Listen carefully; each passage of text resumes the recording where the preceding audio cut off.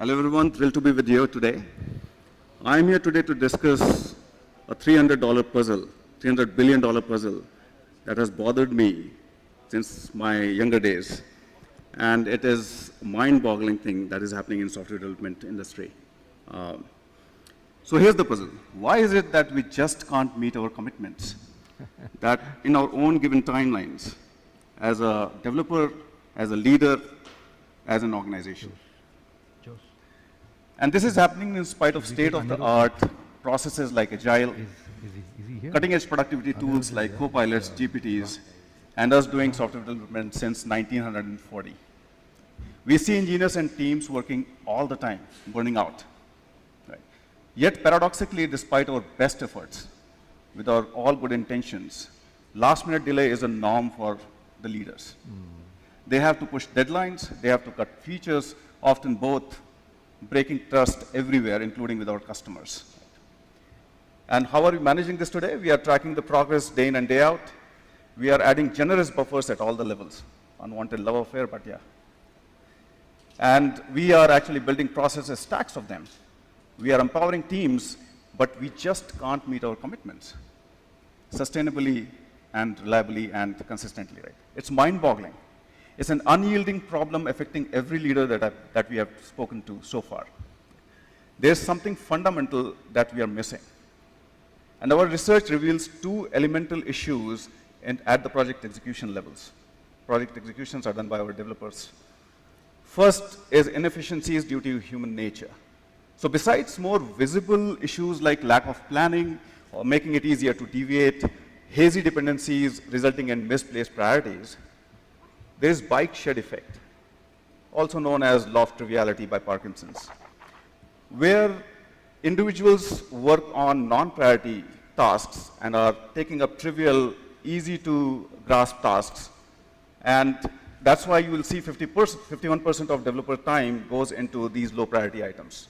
Right? Second, and more interesting, is expecting counterintuitive behaviors from our execution team members. Let me explain. So we as humans can happily focus on even most complex of the tools, non-intuitive systems, if they are aligned with our core functions. However, it is severely painful even to use a simple tool if it is not aligned with us. Right? And that's why you'll see developers working on consoles, complex things, multiple monitors, endless windows, but yet did you ever had trouble getting them update Jira or project status? Everybody's problem, right? And we hire highly skilled people. This is another example. We hire highly skilled people and we expect them to, raise the issues as soon as possible. It's not in their nature. Unless it becomes unmanageable, they are not going to do anything. Hence, you will have unwanted delays that you see today. Right? So, execution teams you see is focused on developing software.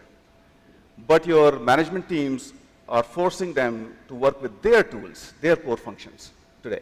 And that's where the conflict is. Right? Understandably, it is going to be very, very costly, painful, and counterintuitive. Right? Non-core tools today have triple the context switch cost than usual. So no wonder Chaos Report reports that our project overruns are 40 to 180% all the time. So what do we do? Any silver lining? Yes, that's why I'm here, and so is Garth. I am Saurabh, and Garth is an execution intelligence platform that we have built specifically to make meeting commitments a norm from an exception. So Garth helps execution teams to focus on burning and executing priorities at rapid pace, while bringing reliable data and execution intelligence and decision intelligence to the management teams. Please meet MK, my co-founder. We have wrestled with this puzzle, yearning to solve it, and now with a stellar team that is sitting here, we have built Garth. So how does Garth work? Garth is working at the root of the execution. It integrates your existing tools, holding all the commitments like Jiras, mails, chats, etc., and sets up what we call a priority flow. With this priority flow, it's all AI-based. It actually uses numerous static as well as varying factors and parameters to calculate what is the right priority. It includes, for instance, dependencies also, for that matter. Right? Second, next comes adaptive smart scheduling, where Garth adapts to the individuals and smartly schedules, plans and schedules all the items that are needed to be executed for every engineer in your organization. We have researched extensively and built novelty models, and also built rapid learning systems to enable Garth to do what we are promising it to do. Garth's North Star is to be an invisible companion to your developers, managing the flow behind the scenes so that they can actually do what they love the most, coding. This is like rewiring a jet engine mid-flight and not bothering any passengers. Right? A happy developer, there you have it. It's not a myth anymore. Garth is going to be a habit for them. With these capabilities, Garth can manage dependencies, speed up development, reveal trivial items that are actually eating up developers' time, and bringing data timely and the statuses and risks for the management teams to handle in time, and hence moving the teams, developers, and the organization towards meeting commitments and making it a norm.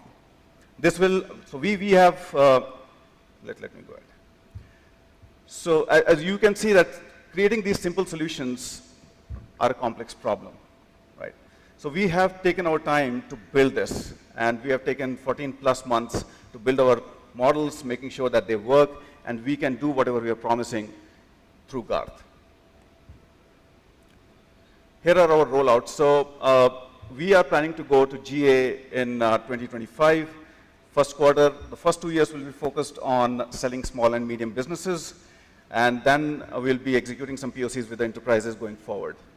We are currently focused on software domain, but as you can see that this cuts across all the domains, right? It's a general problem.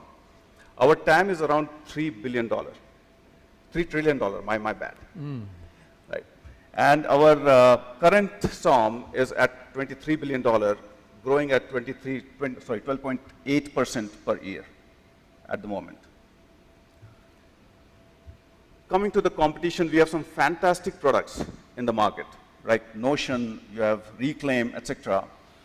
In the productivity space, the space itself is growing at 13.8% annually right now. Amazing market. But you see that these projects, or these products are working on symptoms in general. And if you understand, Garth is actually working on the fundamentals of execution, right, today. It is a holistic productivity platform specifically built for software development based on fundamentals. So this is the next step. This is where we are going to go, not only in software development, in future, everywhere to meet. So we are starting our POCs in October and November. We have already around 1,500 people who are getting signed up today. We have 5 companies that are already lined up for POC, for paid POC also in US and India. And we'll take 5 more at the max to make sure that we can pivot well and we can build the tool of the future. So we are, as at the funding, we are raising $2 million right now to accelerate our development, advance our AI research, expand offerings, and scale our marketing and sales in US and India. So we are targeting 1,000 users in the first year, growing up to 300,000 to 500,000 users in next 2 years of time. That is the hockey stick growth that it can take up. It is based on the data that we have already collected as an acceptance for this particular problem, as well as the solution that we are building. We plan to raise series funding in 18 to 24 months of time too.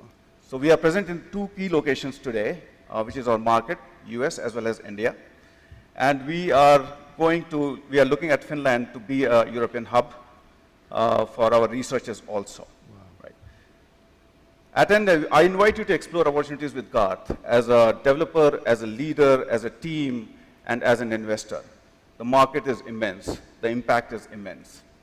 Wouldn't you want meeting your commitments and your team's commitment to norm? Thank you for your listening to me, and have an awesome day. Hello. Thank you very much.